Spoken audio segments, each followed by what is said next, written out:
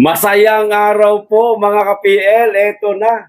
Tila nagka-personala na po mga kababayan itong si Mariel Rodriguez Padilla at Angie Locsin mga kababayan. Dahil sa naging post nitong si Darnang Laos na pamemersonal din po kay Senator Robin Padilla ba nararapat lang na rumesbak itong asawa ni Senator Robin Padilla na si Mariel Rodriguez Padilla bilang ganti, ika nga, ha? Sa masyadong personal na post ni Darnang Laos sa kanyang social media account. Eto ho mga kababayan, ang naging ganti ng asawa ni Senator Robin Padilla. O eto ho ang sabi dito sa isang Facebook page mga kababayan na nagngangalang Showbiz Philippines. Ipinakita niya po ang mismong screenshot ni Mariel Padilla mga kababayan na nag-unfollow na siya kay Darnang Laos. O di bagay personalan na ho yan? Kapag kayo o tayo galit sa isang politikong dating sinusuportahan natin at naka-follow tayo, anong gagawin natin, di ba? Nag-unfollow ho tayo. Sa mga nag-unfollow kay Ravi Tulfo, di bagay pamemersonal din po ang ginagawa natin. Sa mga bumaliktad, nawalan ng tiwala, na dismaya sa kasalukuyang presidente, anong ginagawa natin ngayon? Naging kritiko tayo. Pamemersonal, mga kababayan, ha? Minsan yung personal na panga niya na, yung yung pinakikialaman natin, pati yung panga, pati yung dubidap-dap niya, o di ba? Pinipersonal na natin siya dyan, hindi lang sa kapalpakan niya, sa kanyang pamumuno. O ito po, ang sabi dito sa isang Facebook page, mga kababayan, Mariel Padilla unfollows Angie Locsin. O di ba? Ayan na. Mukhang naapektuhan ang asawa ni Senator Robin Padilla na si Mariel Padilla sa post ni Angie Locsin tungkol kay Robin. Kaya in-unfollow ni Mariel si Angel mga kababayan. Ay nakikita niyo naman po ang litrato mga kababayan. Personalan na ho yan na maituturing. Yung inyong mga social media account,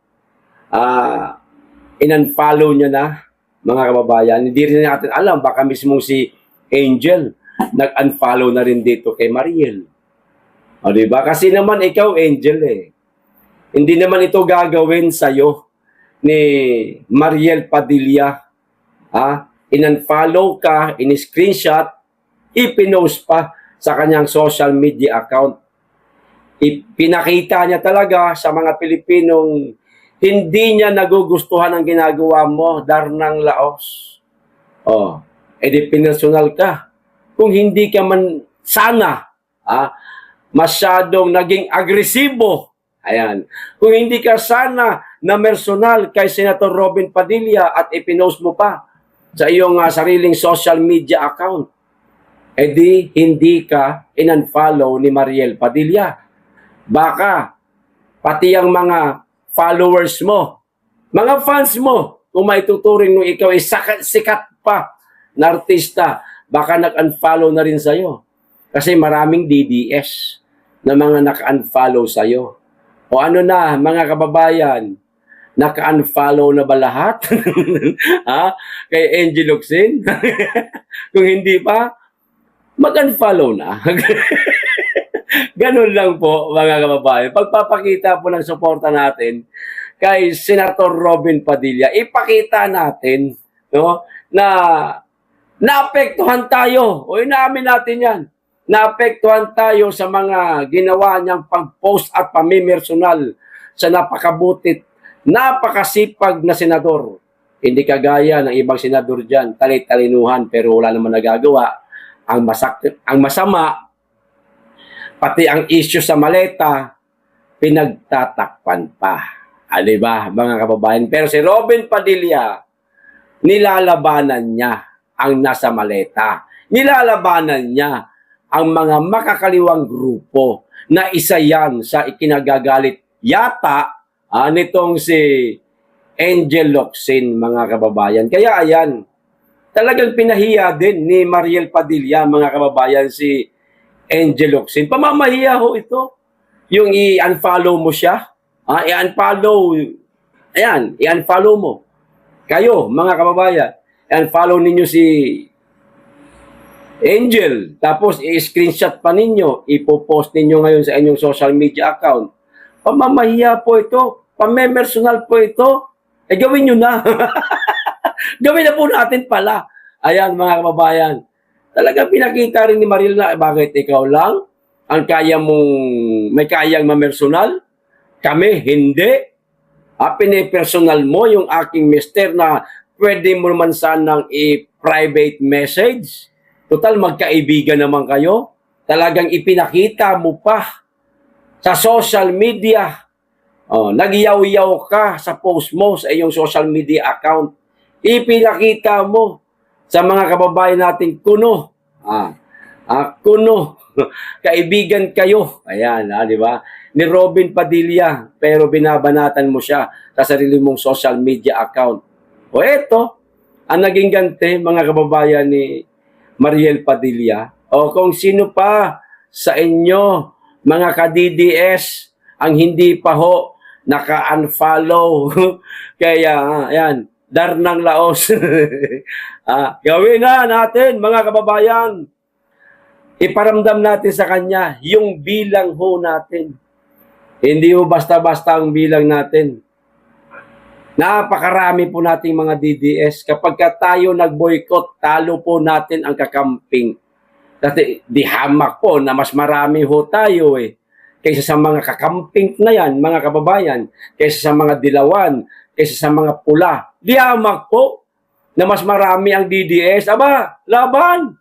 Laban! Magandang labanan to kasi social media lang po ito, mga kababayan. Walang masasaktan physically, kundi masasaktan yung kanyang kalooban. Maiisip niya ba? Hindi pala biro na kalabanin ang isang DDS senator. Napakarami palang mga DDS ang handang magtanggol sa kanilang mga senator. Kaya ano pa hinihintay nyo? Unfollow na. Ayan, mga kababayan. O ito pa, isa pang balita, itong tungkol naman po dito sa pagkategi nitong si Mima Alicia, mga kababayan.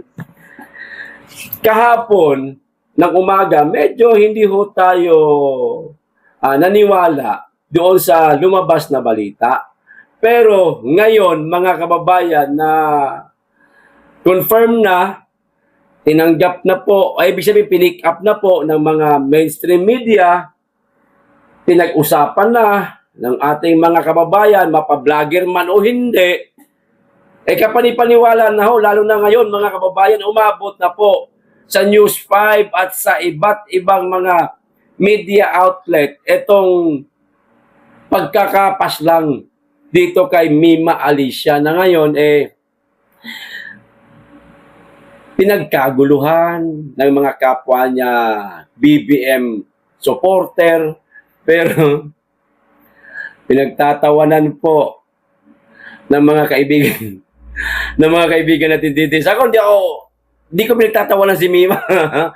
Wag niyo pong yung tawa ko.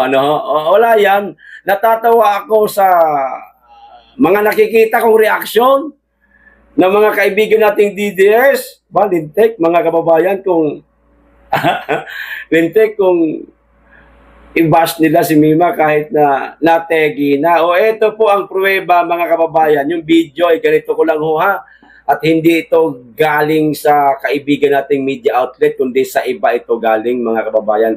Mahirap na, baka mamaya makapirate po tayo. Ito po yung video, kapiraso lang po, panoorin na natin. Patunay lang po, mga kababayan, na nategi na nga itong babaeng ito. Kasi alam ko, marami pa rin po sa atin ang hindi ho naniniwala. Pero mamaya po, pagkatapos itong video, talakayin po natin yung mga maaari na naging dahilan bakit siya kinitilan ng buhay. Ayan, ito ho yung video. Balita. Dead on the spot ang isang political vlogger matapos pagbabarilin habang papasok ng bahay sa Caloocan. Sugatan naman ang kanyang kalibin na duguan pa ng madatnan ng mga otoridad. Live mula sa Caloocan, nagtataon tayo ng balitang yan. Si News 5 Mr. Exclusive, Gary De Leon. Gary, ano pa ang mga nakalap mong impormasyon sa kasong ito? Cheryl patay political vlogger na si Mima Alicia at tinigtigal naman sa tama ng bala, live-in partner nito matapos pagbabarilin ng riding tandem sa harap ng kanilang bahay sa Caloocan. Nakahandusay sa kalsada at wala ng buhay ang babaeng ito nang madatnan ng mga otoridad sa barangay 171, Caloocan City. Pinagbabaril umano ng riding in tandem ang babae na kinilalang si Mima Alicia, isang political vlogger. Agaw buhay naman ang kalibin niyang si alias Nelbo. Ayan na. Talagang pinangalanan siya, mga kababayan, political vlogger, Mima Alicia. Kung malapit lang po sana sa inyo yung video na yung nakahandusay ho siya. Napakaraming dugo, syempre tinamaan po sa ulo. Pruweba na si Mima nga talaga yon kasi meron ho siyang tattoo dito na number 28. Makikita naman po yan sa mga vlogs niya minsan na lumalabas yung tattoo niya. Number 28. So si Mima nga ho yun talaga. Pero ang purpose ko, bakit ko po ulit ginawa ng video o ng content itong pagka-paslang kay Mima Alicia para alam nyo ho yung itatama natin yung naging naratibo ng ilang mga BBM vlogger, BBM supporter, mga kababayan na ang paratang ho nila ay mga Duterte daw po ang may kagagawan. Abay, hindi ho natin kukonsintihin yan, mga kababayan. Kukundinahin po natin yan. Kasi dinidikit na naman po nila sa mga Duterte. Mahirap na nga naman, baka mamaya gamitin po ito ng mga tanga na haharap po sa impeachment trial kay BP Inday Sara, no, sa Senado, at ibintang nila kay BP Inday Sara itong pagkasawi nitong si Mima Alicia.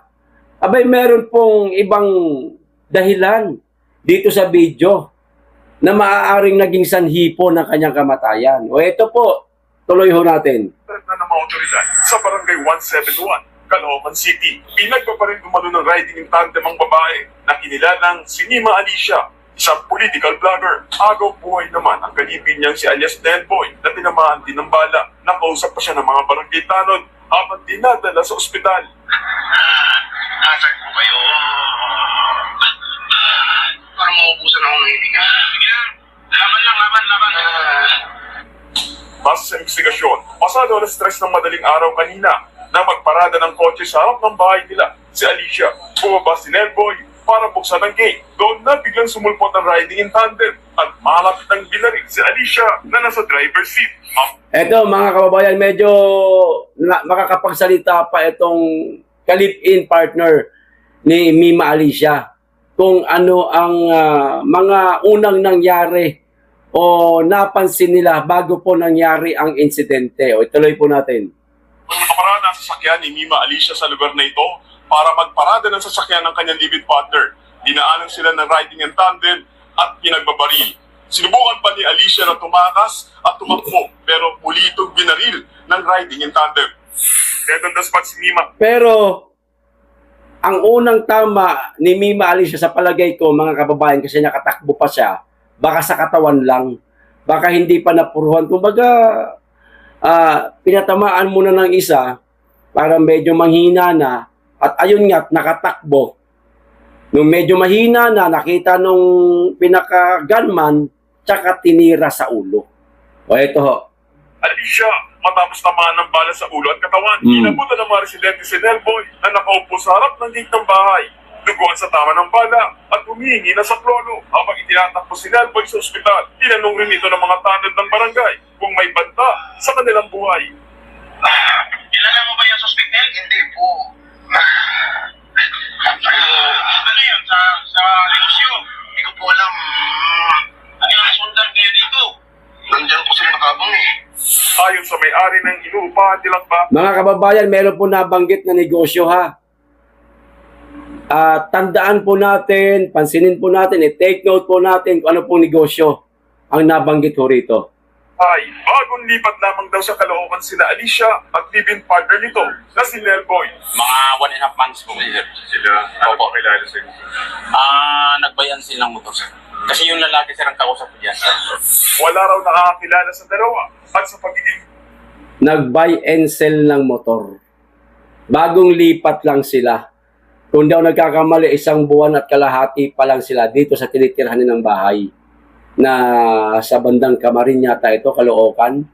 Wala pa pong nakakakilala sa kanila. O tuloy.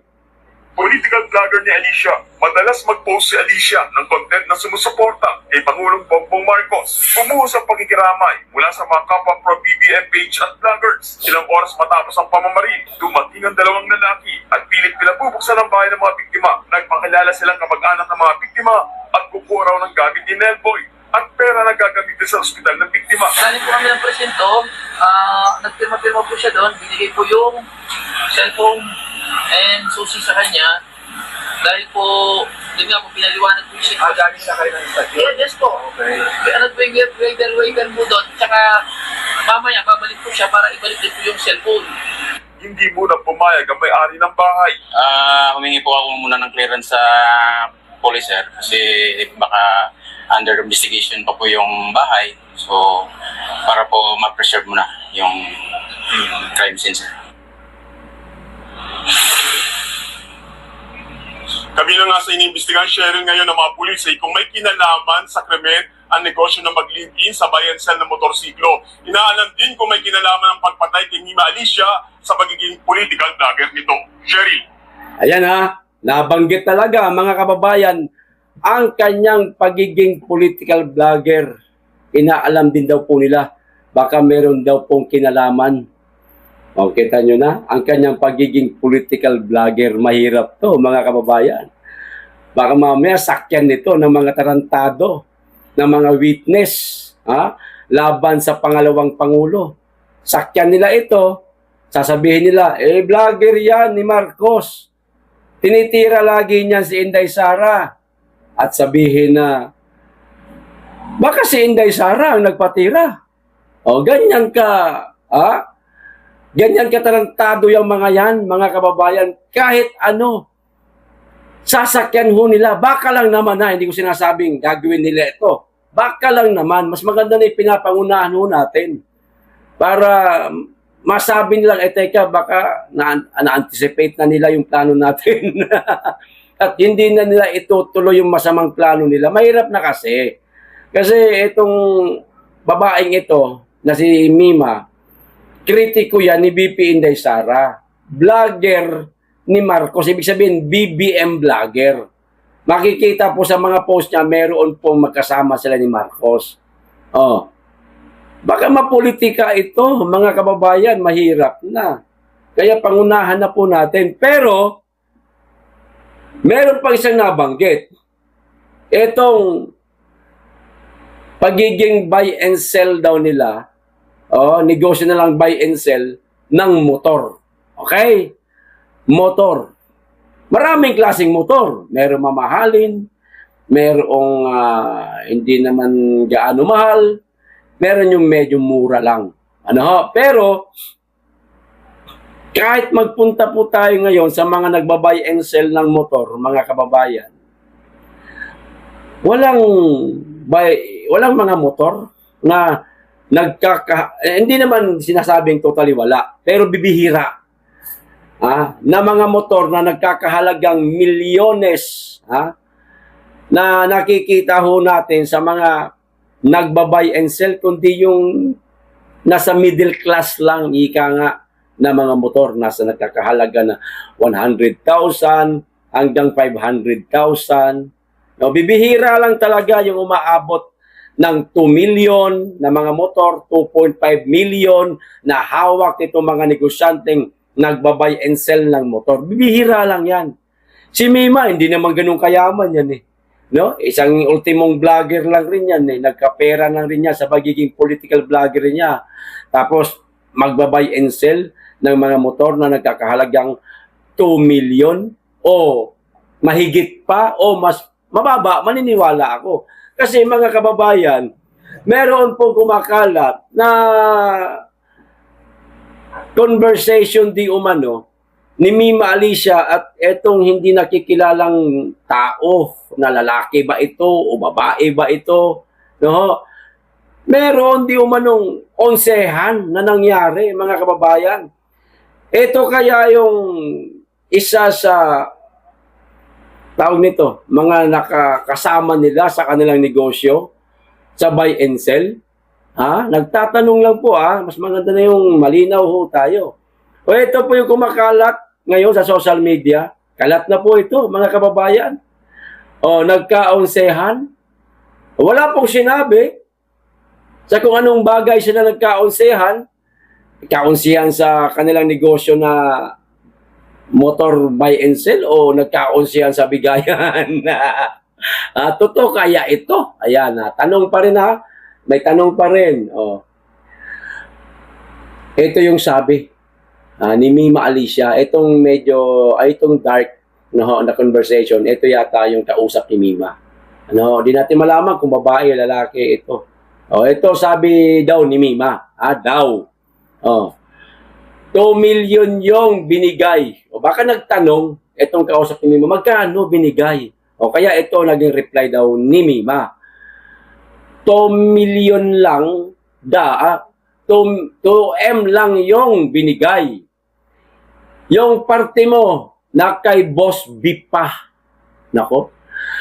Wala sa akin. So hinahanap kay Mima yung parte nitong kausap ni Mima di umano sa message na ito, mga kababayan. Yung parte di umano nitong kausap ni Mima na kay Boss B. Sino itong Boss B? Uy, wala akong sinasabing pangalan basta nagtatanong lang po tayo. Sino itong Boss B? Pwede namang Boss Bangag. joke lang. Ito pa. At talaga ba, sabi nung kausap ni Mima, kausap ko lang si Boss. Sa inyo daw inabot. Kinukupal niyo ba ako? Ayan medyo nagkakainitan na po sa kanilang palitan ng mensahe, mga kababayan. Di na lang nagtawagan, talagang nag-message pa, nababasa, nakita tuloy kung totoo man ito. Kumalat tuloy kung totoo man ito. Okay. Kung may party ka sa 2M, edi 5 na maghahati dun. Pang-apat lang na tao yung tig 250K. Yan, medyo magulo na. Ang alam, di umano nito si Mima, pang-apat na tao lang daw dapat ang magpaparte-parte.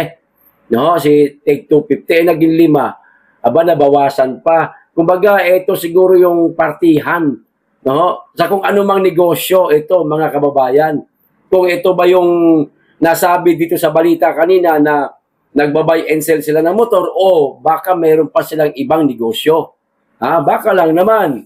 Sabi naman nitong nitong kausap niya, lalaki ba ito o babae? Parang lalaki kasi ang datingan sa mga message Masyadong matapang kausap na lang ni Mima. Ayan. Talaga bang 2M lang? Sabi ganon. O tanong niya, 2.5 ang ibinigay, wag nyo ko galitin. Yan na. Ang reply naman di umano ni Mima, bahala ka nga. Bahala ka kung ayaw mo niwala, basta 2M lang. Parang pinagsasabong to, mga kababayan ito pa. Maliit lang ang Caloocan. Eto na, mga kababayan. Ako pa kukupalin nyo. Ayan. Ang datingan ng message nitong itong kausap ni Mima, parang lalaki talaga kasi mga ganyang message, masyadong agresibo, masyadong matapang, lalaki ho datingan. So, maliit lang daw ang Caloocan. Saan po ba nategi itong si Mima Alicia? Di ba guys, sa parteng Caloocan lang rin, mga kababayan, sa Kamarin, dito po siya nabanggit, dito sa balita kanya at sa kahapon pang binasa ho natin. Caloocan, Kamarin. Maliit lang daw ang Caloocan. Ako, kalaki ho ng Caloocan. Hiwalay nga yan, meron pang Caloocan dito sa bandang monumento. Caloocan, papunta yan doon sa Bagong Silang, mga kababayan, itong Kamarin. Malayo-layo na ho ito.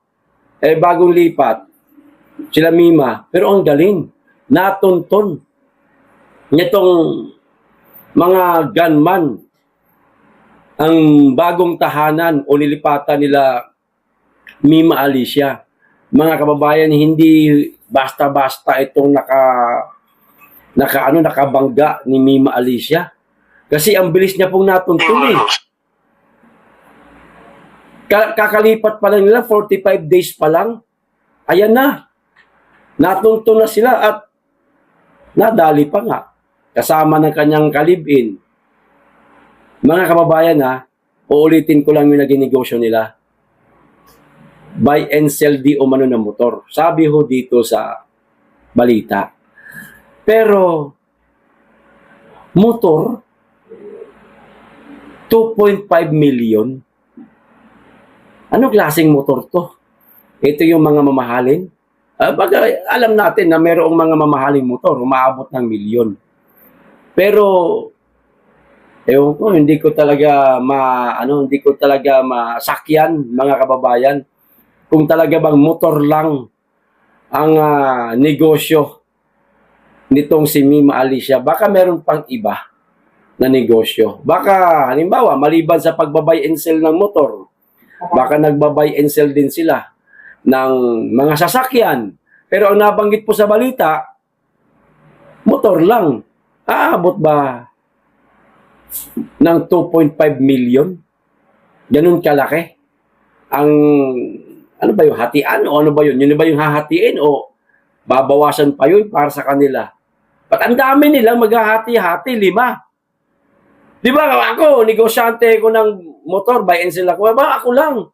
Tsaka yung partner ko, kung sino man yung partner ko, halimbawa, asawa ko lang. O, susuluhin ko yung income ko. Ako nga negosyante eh. Tapos papartihan ko yung 5 o yung 4 pa. Bakit may partihan? Bakit 5 silang magpaparte-parte? Pagpalagay natin 4 na lang. Buy and sell ka ng motor.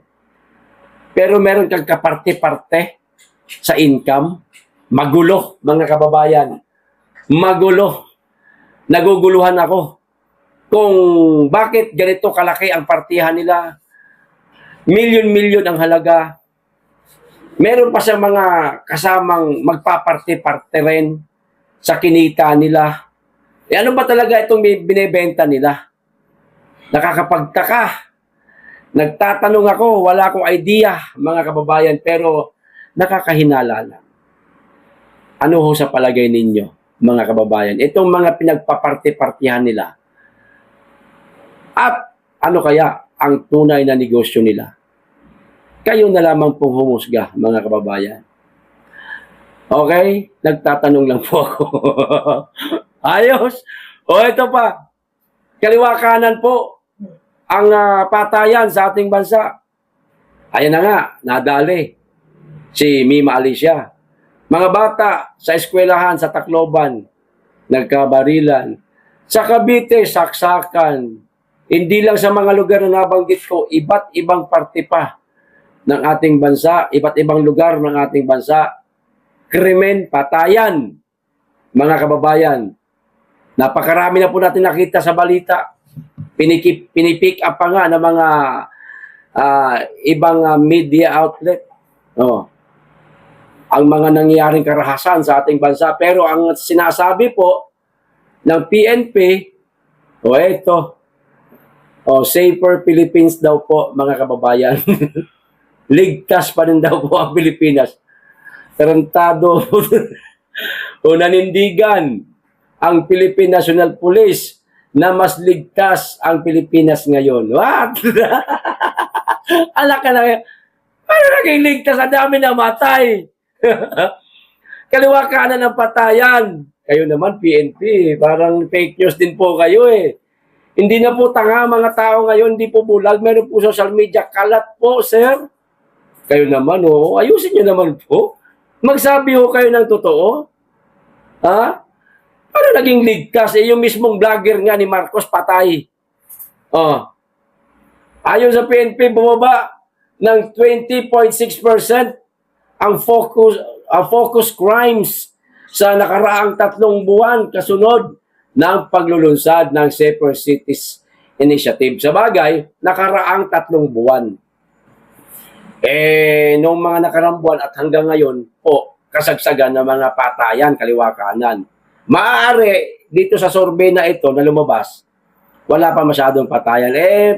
Mag-abang-abang po tayo sa mga susunod na mga survey na lalabas po, mga kababayan, o datos na ilalabas ng PNP.